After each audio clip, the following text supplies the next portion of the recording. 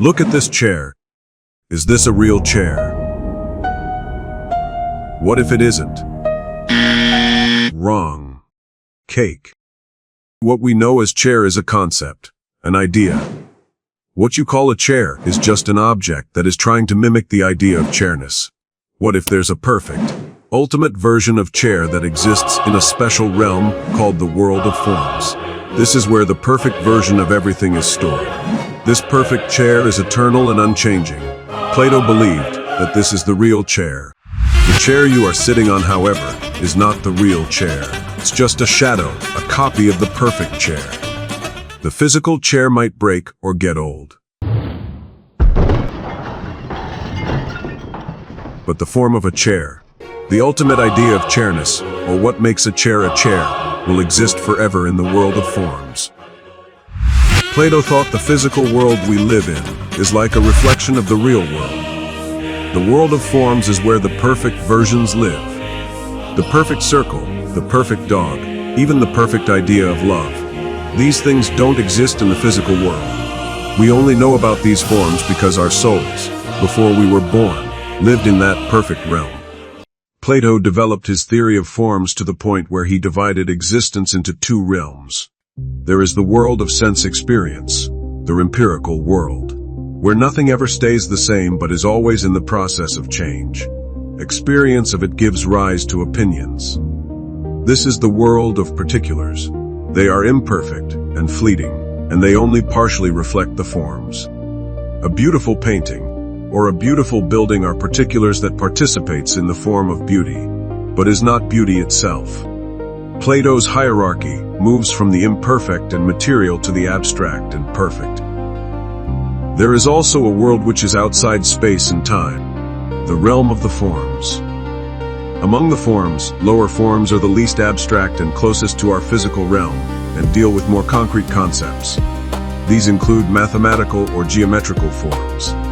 A triangle as it is on the blackboard is far from perfect. However, it is only the intelligibility of the form that allows us to know the drawing on the chalkboard is a triangle. Moving to the next level, we get to higher forms. These are more abstract and universal concepts that exist in the intelligible realm. Higher forms include ideas like beauty and justice. They provide standards for evaluating ethics and virtue. They represent what humans should strive for, even if they can never fully attain perfection. And finally, above all, is the form of the good. It's the ultimate principle in Plato's philosophy, often compared to the sun. It is the source of all truth, knowledge, and existence. As the sun illuminates the physical world, allowing us to see and understand objects, the form of the good illuminates the intelligible world, enabling us to understand all other forms. It is the cause of all that is good and just, and all other forms derive their meaning and purpose from it. You believe you've learned something new. But what if you're only remembering what you've always known? The world is a shadow, a construct. Your true home lies beyond, in the eternal truth you've never left. You will awaken. You will return. What if everything you think you're learning, you've actually just been remembering?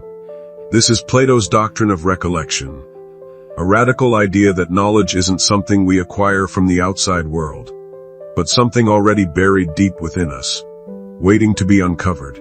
Plato believed that our souls existed before birth in a realm of perfect, unchanging truths, the world of the forms. But when we entered this world, we forgot everything. Learning, then, is not about discovering something new. It's about recollecting what our souls already knew.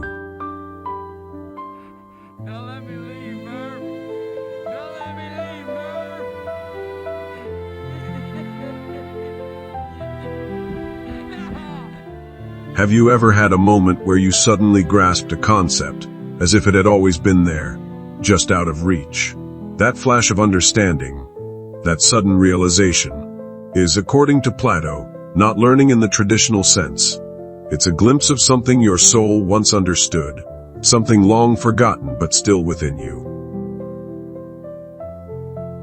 But how can we be sure this is true? Plato gives us two key dialogues where Socrates defends this idea, Meno and Phaedo. Meno is a dialogue written by Plato, featuring a conversation between Meno and Socrates. In this work, Socrates engages one of Meno's slaves in a discussion about geometry, using the exchange to illustrate his theory of recollection, one of the most influential ideas in Western philosophy. Socrates begins by drawing a square and asking the boy how one might double its area. The boy confidently suggests that doubling the length of each side would achieve this. However, Socrates helps him realize that this approach would actually quadruple the area, not double it. Confronted with this mistake, the boy admits his ignorance. Instead of giving the correct answer, Socrates leads the boy through a series of logical steps. By drawing diagonals within the original square, he helps the boy see that using the diagonal as the side of a new square would create a shape exactly twice the area of the original. The boy arrives at this conclusion on his own, not because he was taught a new fact, but because he was guided to rediscover a truth that had always been within him. For Socrates, this moment is profound. It illustrates that knowledge is not merely transferred from teacher to student, but is recalled from deep within the soul. This supports Plato's doctrine of recollection, the idea that all learning is a process of remembering truths that the soul knew before birth.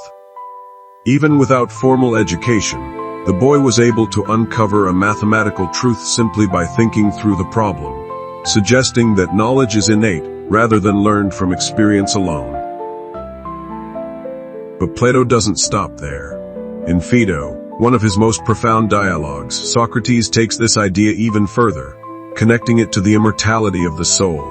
As Socrates awaits his death, he argues that if knowledge is recollection, then the soul must have existed before birth, before it was bound to the body. The knowledge we remember is proof that our souls are eternal, having once existed in the realm of forms. If this is true, then death is not the end, only a transition. Learning is not just a way to understand the world. It is a way to remember our true nature. So what does this mean for us?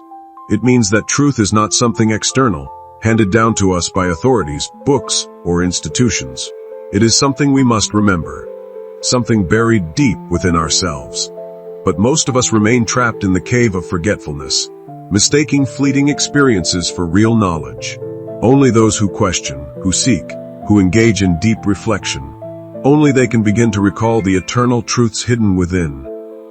We already possess the truth. We must find the courage to remember,